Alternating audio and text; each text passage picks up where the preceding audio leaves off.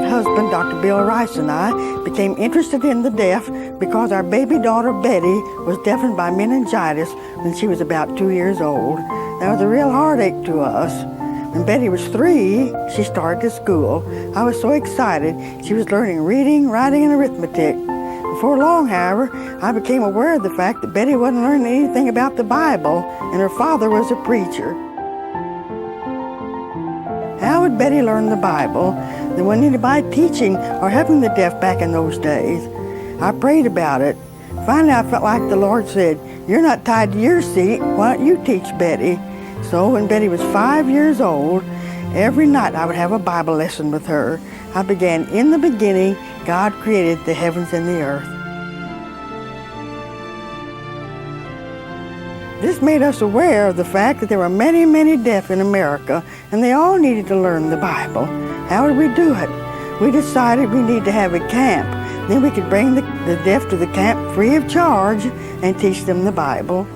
And one day, coming back from a meeting in Jacksonville, Florida, I was griping, and I said, "Somebody ought to work with the deaf.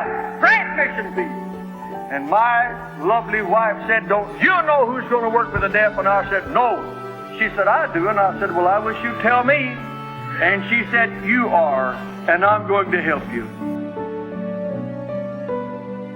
In 1953, we had our first camp for the deaf in Murfreesboro, Tennessee. We had 12 little deaf boys and girls came that first summer. Each year we were able to build more cabins and make more room, and our crowd grew.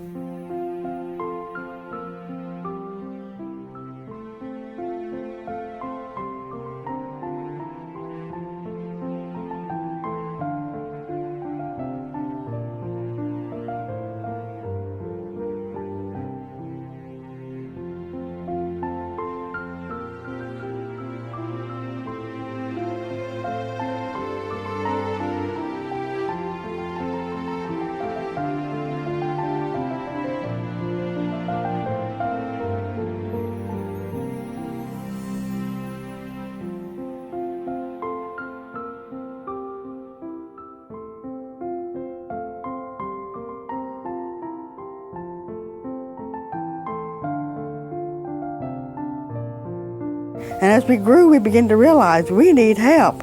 We need to have Sunday school classes established. So in 1955, I taught my first sign language class.